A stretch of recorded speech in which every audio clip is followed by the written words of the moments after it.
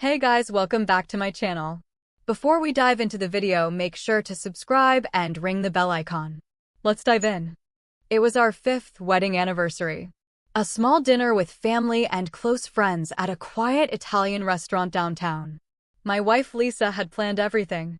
Candles, champagne, even a little thank you speech she'd written about our journey together. But the mood shifted fast. By the time dessert arrived, she was 2 glasses of wine in, sitting a little too comfortably in the spotlight. She started making jokes, the kind that sound lighthearted but have teeth underneath. 5 years, she said, clinking her glass.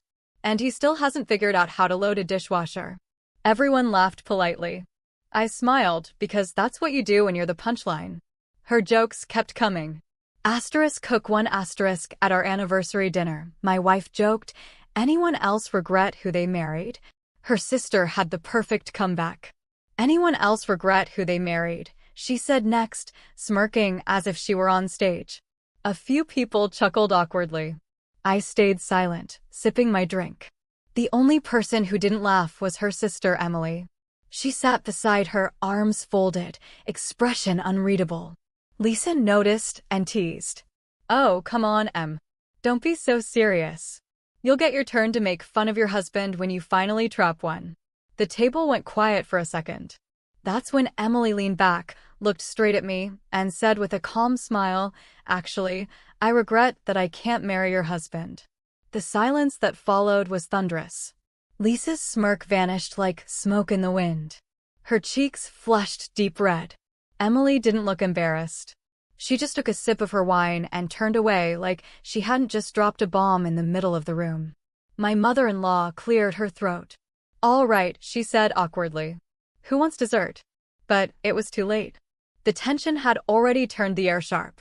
I didn't say a word. I just sat there calm, watching Lisa shrink in her own chair. Cook 2 her joke backfired, and one sentence changed our marriage forever. When we got home, Lisa exploded. That was humiliating, she shouted, throwing her purse on the couch. Your silence made it worse. You should have defended me. I turned to her slowly. Defend you? I asked quietly. From what? A truth that stung a little too hard. She froze. So, you think she was right? I shrugged. I think she said what most people in that room were already thinking. Her eyes widened. You're unbelievable, she hissed, storming into the bedroom. I didn't follow. For the first time, I didn't feel the urge to fix it. Over the next week, Lisa acted distant, quieter, more careful. The jokes stopped. She cooked dinner more often, asked about my day, even suggested watching old movies together, but it felt off, like she was trying to patch a crack that had already split too wide. Meanwhile, Emily texted me once. Sorry if I caused trouble, but maybe she needed to hear it. I didn't reply, but I couldn't stop thinking about it. Emily wasn't flirting.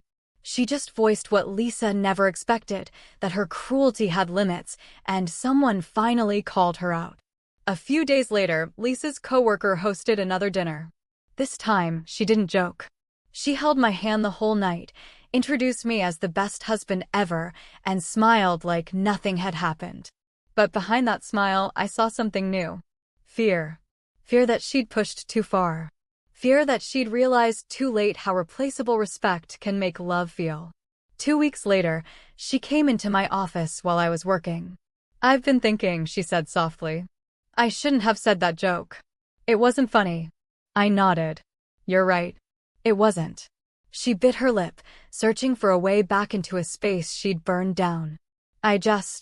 I didn't think you'd take it so seriously. I looked up at her. You didn't think I'd feel it. That's the problem. She looked away, tears pooling in her eyes. I love you, she whispered. Then act like it, I said quietly.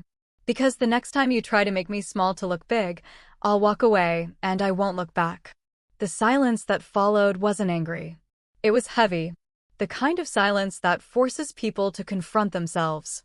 She nodded slowly and left the room. That night, she didn't sleep beside me. She stayed up in the living room thinking, crying, maybe replaying Emily's words over and over. Months passed. Things got better, quieter, realer. She stopped trying to impress the world and started showing gratitude at home. Sometimes I'd catch her looking at me differently, not with entitlement, but with a kind of humbled appreciation. Every anniversary since, she's been careful, gentle even. But I know deep down that night changed her forever. Because sometimes the sharpest lessons don't come from arguments or ultimatums. They come from one unexpected truth spoken at the right time. Lisa thought humiliating me would make her shine. Instead, her own sister's honesty forced her to see who she had become.